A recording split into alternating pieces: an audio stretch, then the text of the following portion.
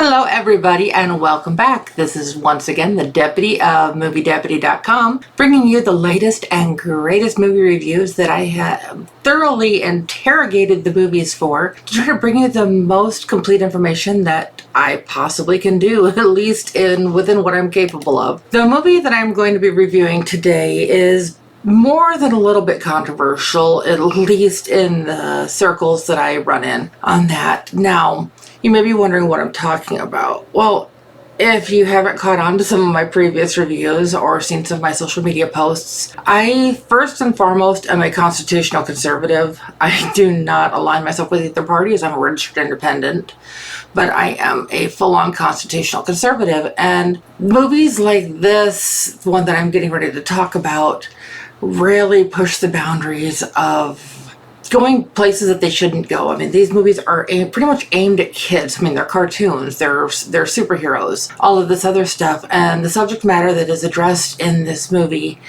is more than controversial. It's just really inappropriate. Now, I do want to put a disclaimer on that this is my opinion. It is not the opinion of any of the sites that host my podcasts. It is not necessarily the opinion of any of my advertisers, etc. And so the reason I'm kind of just giving all of these disclaimers is, like I said, because this review just really kind of goes off the deep end with that. I do want to mention also, this is the second movie in this type of series. The first one was Spider-Man Into the Spiderverse, which came out in 2018. That one was completely innocent, and I did give that one a score of 7.5 on the Movie Deputy scale. And so when Spider-Man Across the Spider-Verse was coming out and being advertised, I'm like, okay, it's going to be really good. I mean, I had literally given the first one a 7.5, so I kind of had high expectations for this one. Unfortunately, those were dashed pretty quickly, and as you can guess, I am talking about Spider-Man Across the Spider-Verse. This that came out this year in 2023. This one has a definite guilty rating on the Movie Deputy rating system and received a abysmal score of a 2.0. Now, that's out of 10, so if that kind of tells you anything on that. If you want to know more of the details on the Movie Deputy rating system, episode 1 of Welcome to Movie Deputy kind of goes into that. And then I also have the information on the About Me page on MovieDeputy.com. Like I said, we'll further explain the rating system on that. But I want to get into why I gave this movie just a 2.0 out of 10. It is... Oh, and another thing, it's like, this isn't mentioned until the end of the movie, but it's definitely not a spoiler. This is part 1 of 2. This will be continued in Spider-Man Beyond the Spiderverse. It didn't give a date on that, but at the end it was like Miles Morales will return in Spider-Man Beyond the Spiderverse. Now, Miles Morales, if you have seen the first Spider-Man Into the Spiderverse, you truly came to love this character. I mean, he's fun-loving, he is adventurous, he's mischievous. Everything you love about Spider-Man in all of the characters that we've seen, animated and in real life, just everything about the character. It's like you just really identify and just kind of connect with him, and it felt like a fun Spider-Man movie. This one feels like a political infomercial. Now, I don't think I am over-exaggerating that at all. It's just one of those things that it really got to me. In this one, Miles is getting ready to finish high school, and his mom and his dad are trying to help him prepare for what's going to be coming next after high school. And he's still pretty much obsessed with Gwen. Gwen was another spider person from the Spiderverse, so she's a female version of Spider-Man. Or so we think. I guess I'm going to be getting into that here in just a minute. But he's kind of obsessed with her and still trying to find a way to reconnect with her. Just kind of, anybody who's an adult understands the whole teenage angst of being interested in somebody and kind of wanting to connect with them on different levels. But throughout this story, there are things inserted, like where it shows Gwen and she's home, her whole outfit, her bedroom, her colors are all parts of the trans flag, that it all matches the trans flag. And on her wall, she has a poster saying protect trans kids. Now, like I said, this is my opinion on this, and I know there are others that share my opinion, but to me, there really are no trans kids. Kids, I mean, what little girls, identifying as tomboy, or little girls identifying as tomboy shouldn't be seen as trans. I mean, heck, I grew up with Transformers, Hot Wheels, all that kind of stuff, but it didn't mean I wanted to be a boy. And vice versa. It's like all these other things. It's like, so is Gwen really a female? It never really addresses that. The studio kind of came out with some sort of a non-statement saying she's trans if you want her to be trans. And it's like, no, you're pretty much pushing this in our face that she's trans because of all the colors and stuff matching the flag, and then the flag on her own wall. Like other political things as well. And I'm not saying anything against... Okay, it's a very controversial statement, but it has nothing to do with the movie. But I truly believe that all colors matter. All lives matter. It shouldn't be delegated to just one color or another, because to me, if you have to put a color in front of lives matter, that's a problem. Because if you value any color above another, that's a problem too.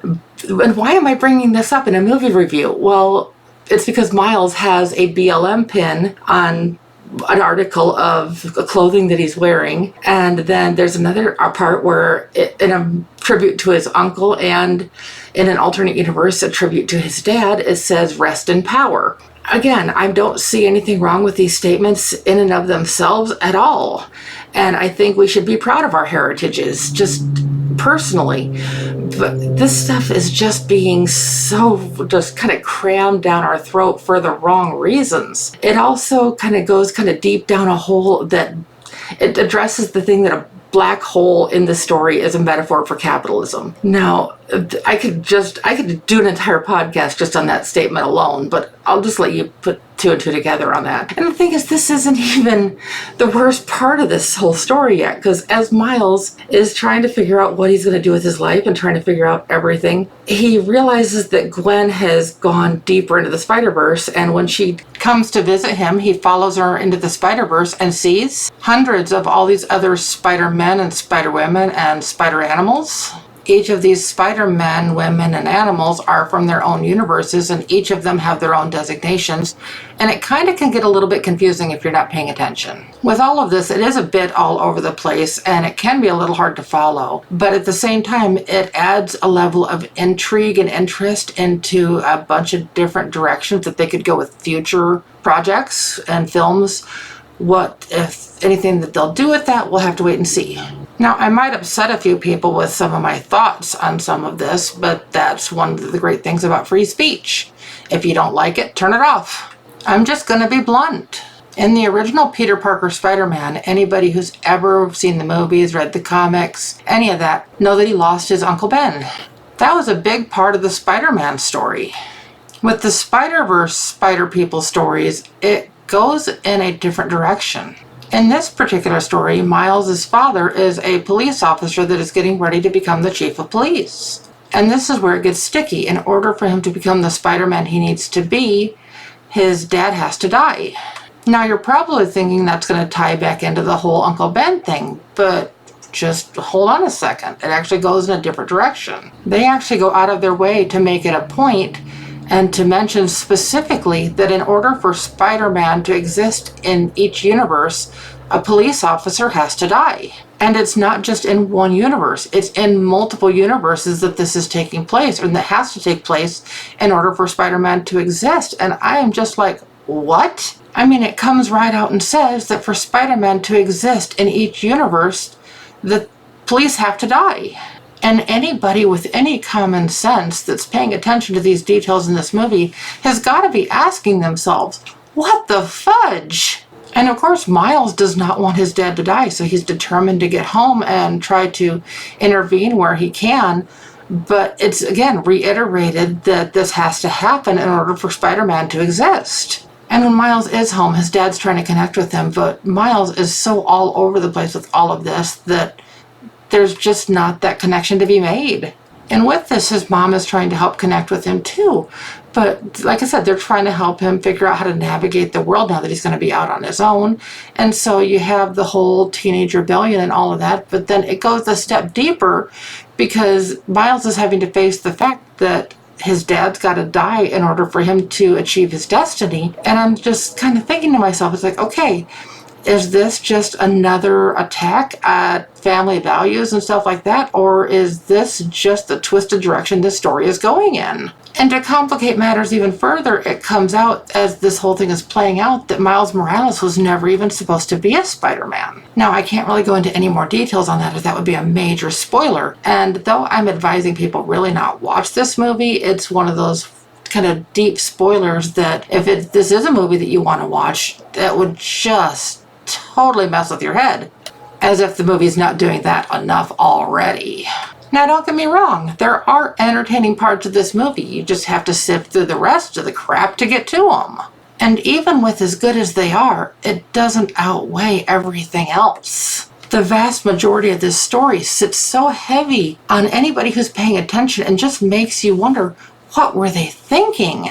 But then again, it is Hollywood after all, though I firmly believe that Stan Lee would be turning over in his grave seeing a story like this. Now you may be wondering what I mean by that. Well, this movie is actually done by Sony. It is not part of the Marvel MCU.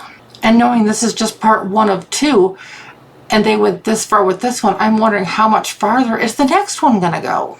This woke stuff is absolutely everywhere nowadays. And I, amongst many, are just, it's like, when is enough enough? And it's like, why? What happened to just the innocence of kids? Why are we having to just overcomplicate things so much? And somebody on the left might say, well, it just needs to be woke until you wake up. I actually had somebody say those exact words to me, and I'm like, no, it has to just do with plain old common sense. And I don't even know if people know what that means anymore, at least this new generation. And I can already hear the response now. Okay, boomer. Well, guess what? I'm not a boomer. I'm Gen X and proud of it. These original superheroes that these movies are based on are innocent. There's nothing sexual about these characters. And why are we trying to over-sexualize them? It's like, who cares? Obviously somebody does, because they wouldn't be making this garbage otherwise, but it's like, why? Now, I want to be clear. I am not trying to demonize or criticize or make fun of anybody in that community. Who you choose to love is your business. What goes on behind closed doors is your business. I only care if you are shoving it down my throat or if it is being shoved down the throats of children. And again, I reiterate, this is a kids' movie. We do not need to shove this down our kids' throats. Kids struggle enough in life. They have to deal with their education. They have to deal with bullying. They have to deal with so many other things. They shouldn't have to deal with being sexualized. This is just so inappropriate on so many levels that this is basically a kids' movie. And you know what? Even if it wasn't aimed at kids, even if it's aimed at adults, why do we have to just see just everything everywhere having to do with this community? I don't get it. I don't want to get it. And this is why I have the content warning on this review, because this at first glance appears to be a kids' movie, and in reality it's anything but. Now you might be saying, but it's just a small piece of the movie. But the thing is, if you pay attention to the details throughout the story, it's not just a little piece of the movie. It's worked in throughout the whole story. And that's the point of it. They want to make sure that you get their point. They want to make sure that you get their cause. They want to make sure that you get where they are coming from. And if you don't, then you're going to be canceled because of it. And I'm sure cancel culture is going to come after me for this one. But as I've stated time and time again, this is my opinion. If you don't like it, turn it off. Now, with the guilty part of my rating, it is typically safe for 13 and above. But even there, I would caution parents to watch this before you let even your teenagers or so watch it, or unless you've raised them to be, or to actually have some common sense, maybe then they would approach this with more of a balanced thought process at least. But yeah, this is just so shoved down our throats, and children are so impressionable. That's why stuff like this just really gets to me. I sincerely hope this in-depth interrogation of this movie helps you decide if this is something that you want to invest your time and money into to go see. There are still some of us out here that will not accept this type of culture and indoctrination as the new normal. Kids are innocent. Let them stay innocent. The world is hard enough, and it's scary enough, and it's intense enough. Once they're old enough to have to deal with it, why do they have to deal with it and face this as kids? I have been seriously debating on how to do this review for days because I know that my thoughts and my opinions on this movie are controversial to say the least, but they shouldn't be. Like I said before, this review is going to elicit some strong reactions, but at the core of it, I have to wonder why. It's like, since when did protecting our children become so controversial? Since when did having common sense be controversial? I just don't know. Honestly, I'm just exasperated. I could not come up with a neutral way of addressing this type of story the way that I have always strived to do in true movie deputy fashion. So I just had to bring it to you as honestly and openly as I could. Like I said, I promised to interrogate these movies, and so that's what I'm bringing to you. Now, whether or not you agree with me, that's completely up to you. I mean, freedom of speech, we've got so many freedoms in this country that, and like I said, I'll say it again, if you don't like what I'm saying, turn it off. But if you agree with any part of what I'm talking about today, hit that like button, hit that subscribe button, and I can guarantee you're going to get a lot more straight talk reviews like this one. I do sincerely hope that this has helped at least one person, one family, anybody. So until next time, I hope that you have thoroughly enjoyed this journey that you'll come with me on, and I look forward to talking to you again soon. Till later. Bye.